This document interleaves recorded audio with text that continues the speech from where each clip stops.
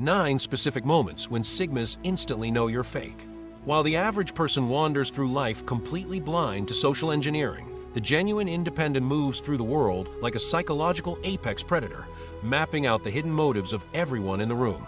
Most people rationalize social posturing as normal human behavior, but a true Sigma spots the exact split second your carefully crafted persona begins to crack under reality. If you stay with me until the very end of this video, you will possess the exact psychological blueprint to detect these fabrications instantly, giving you an unshakable advantage in any human interaction. Sign number 1. It happens the exact moment someone goes out of their way to explicitly tell a group they are a lone wolf or proudly updates their social media bio with the word Sigma. Most people take this statement entirely at face value, instantly assuming the individual is just fiercely confident, highly self-aware, and deeply comfortable with their own uniqueness.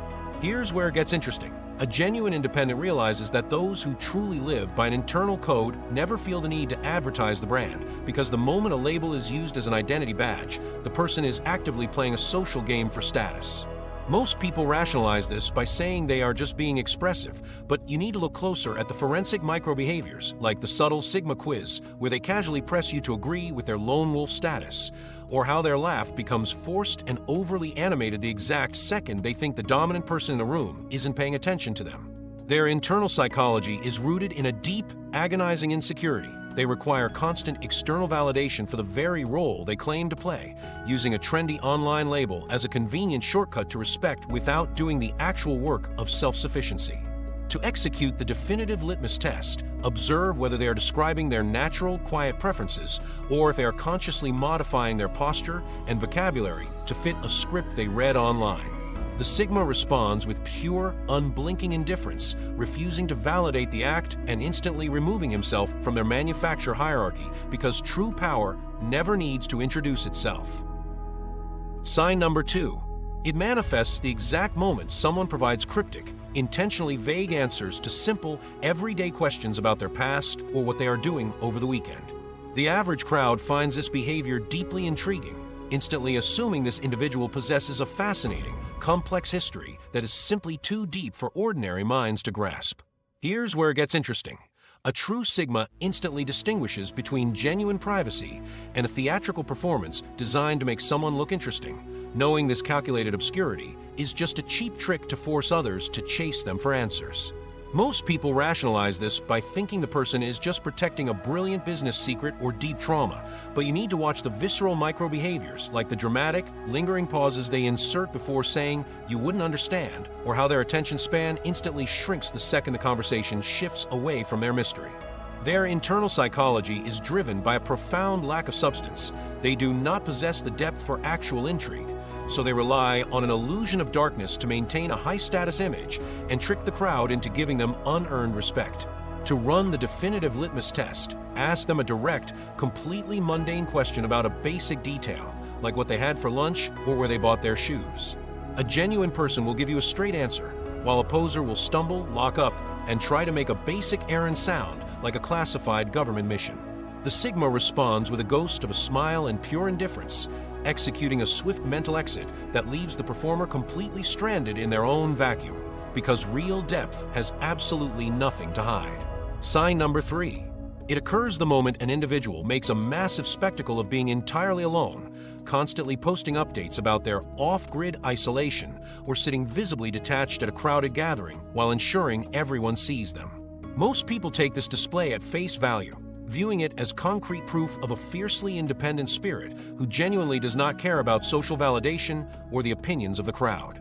Here's where it gets interesting. The Sigma notices what the crowd completely misses. Performing isolation for an audience entirely defeats the purpose of being alone, meaning this individual is actually desperate for people to notice how unbothered they are. Most people rationalize this behavior by thinking the person is simply documenting an authentic self-improvement journey, but you must look closer at the visceral micro-behaviors, like the restless return, where they announce they're going completely no contact, only to reappear online a few hours later to monitor likes and reply to comments.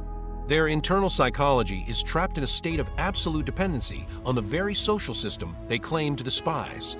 Their solitude is not a source of strength, but a carefully tailored costume worn to fish for sympathy and attention. To execute the definitive litmus test, observe how they behave when the camera is completely off and no one is providing engagement. A real independent is recharged by the quiet, while a poser quickly becomes anxious, bored, and desperate to break the silence. The Sigma responds by establishing rigid, silent boundaries, recognizing that their independence is entirely fake and ensuring that their chaotic need for attention never drains his own strategic energy, because true solitude is entirely silent. Sign number 4. It triggers the exact moment someone makes a massive public spectacle of mocking social hierarchies, loudly belittling leaders as fake or followers as mindless sheeple.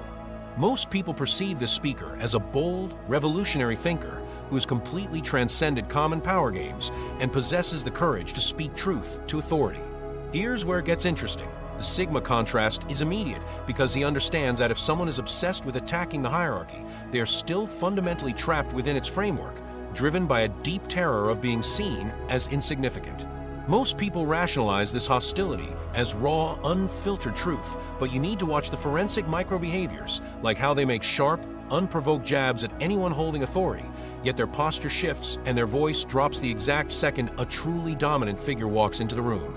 Their internal psychology is often that of someone who couldn't compete in traditional social structures, so they adopt a bitter, cynical attitude as an ego-preserving shield to avoid facing their own lack of achievement. To run the definitive litmus test, watch how they react when an actual leader takes control of a project or when a real authority figure handles a crisis. A genuine independent remains entirely neutral and unthreatened, while the poser feels an urgent, insecure need to disrupt the meeting, roll their eyes, or make passive-aggressive comments to prove they are somehow above the situation. The Sigma responds with calm, practical cooperation where necessary, or total emotional detachedness, because a secure independent knows that the system only controls you if you waste your life fighting it. Sign number 5. It surfaces the exact moment someone goes out of their way to loudly explain that they are completely immune to peer pressure, trend chasing, or the opinions of society. Most people hear this and instantly view the speaker as an unshakable pillar of individuality, a rare, iron-willed maverick who charts their own course regardless of what the rest of the world thinks. Here's where it gets interesting. A true independent knows that absolute immunity to social influence is a myth. We are all human, after all. The moment someone turns nonconformity into a rigid, defensive brand, they haven't actually escaped the crowd. They have just built an identity entirely dependent on doing the exact opposite of whatever the crowd does. Most people rationalize this defiance as pure authenticity, but you need to analyze the forensic micro-behaviors, like how they aggressively criticize a popular movie or clothing trend before they've even experienced it, or the sudden, anxious twitch in their stance if they realize an underground thing they like is suddenly becoming mainstream. Their internal psychology is deeply reactive. They don't actually know what they want, only what they are against. By defining themselves entirely through rejection, they hand full control of their identity over to the majority, allowing the crowd's choices to dictate their lifestyle. To execute the definitive litmus test, praise a mainstream success story in front of them or hand them a popular, widely enjoyed item. A true independent evaluates the thing on its actual merits without a shred of ego, while the poser will instinctively snap, launch into an unprompted critique, and scramble to find an obscure alternative just to salvage their fragile image. The Sigma responds with a blank, unreadable gaze and shifts the focus elsewhere, refusing to participate in their exhausting countercultural performance because true autonomy means having nothing to prove to the crowd, and even less to prove to its contrarians. Sign number 6. It crystallizes the moment someone adopts a highly stylized, clinical vocabulary to describe basic human interactions, constantly labeling normal disagreements as gaslighting, casual conversations as energy draining, or people who simply don't match their energy as toxic narcissists. The average listener is easily intimidated by this pseudo-intellectual framing, instantly assuming this person possesses an advanced, hyper-evolved emotional intelligence and a profound understanding of psychological boundaries. Here's where it gets interesting. The Sigma instantly sees through this diagnostic shield, recognizing that weaponizing clinical jargon isn't a sign of emotional maturity. It is a calculated tactic used to pathologize normal human friction, ensuring they are always the blameless victim in every scenario. Most people rationalize this hypervigilance as the protective boundary of a highly sensitive soul, but you need to dissect the micro-behaviors, like how eagerly they launch these psychological labels at others, contrasted with the absolute, defensive fury they exhibit if someone uses the exact same analytical lens to critique their actions. Their internal psychology is rooted in a fragile inability to handle personal accountability. They rely on clinical terms to transform their everyday interpersonal failures into sweeping moral victories, forcing everyone else to walk on eggshells around them. To execute the definitive litmus test, present them with a mild, constructive critique about a minor habit, like how they forgot to reply to an important text or left a shared space messy. A secure individual will accept the feedback or laugh it off, while the poser will instantly claim your feedback is an attack on their psychological safety and accuse you of trying to manipulate them. The Sigma responds by cutting off all emotional access and speaking only in flat, logistical facts, completely refusing to engage with their therapeutic vocabulary because a truly mature person doesn't need a medical manual to justify their boundaries. Sign number 7.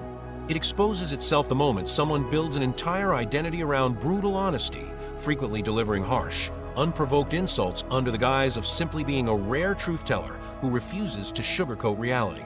The crowd typically tolerates this abrasive behavior, mistaking it for rare integrity, and assuming this person has the unique courage to say what everyone else is thinking, but is too cowardly to voice out loud. Here's where it gets interesting. The Sigma draws a sharp line between genuine integrity and masked malice, recognizing that brutal honesty without empathy is usually just cruelty looking for a free pass. A true independent has no desire to control or wound others with their words. They speak truth only when it matters, not to inflate their own ego. Most people rationalize this hostility as a refreshing lack of filters, but you need to dissect the micro-behaviors, like how they smirk while delivering a cutting remark, yet immediately curl into a hyper-defensive posture the absolute second someone reflects that same harsh criticism back at them. Their internal psychology is driven by a deep-seated insecurity that craves dominance. By tearing down someone else's confidence under the banner of truth, they trick themselves into feeling superior and powerful without ever having to build anything of value. To execute the definitive litmus test, offer them a taste of their own medicine by delivering a calm, brutally honest evaluation of their biggest flaw or recent failure. A secure individual will take the hit on the chin, while the poser will instantly claim you are being malicious or toxic, completely oblivious to the double standard. The Sigma responds with an indifferent, cold shrug, completely neutralizing their sharpest insults by refusing to offer an emotional reaction, because a truly strong mind doesn't need to shatter someone else's peace just to validate its own strength. The world is full of people playing characters, wearing the mask of the detached maverick because they are terrified of being seen as ordinary. They loudly reject the hierarchy, weaponize therapy language, and wave their scars like badges of honor, all while desperately begging for the crowd's validation. But true independence isn't loud, it isn't performative, and it certainly doesn't need a script. The genuine Sigma doesn't waste energy proving he's outside the matrix. He's too busy actually living his life. While the posers spend their days fighting for a crown they claim to hate, the true independent simply walks away from the chessboard entirely. Because at the end of the day, the ultimate power move isn't winning their social games,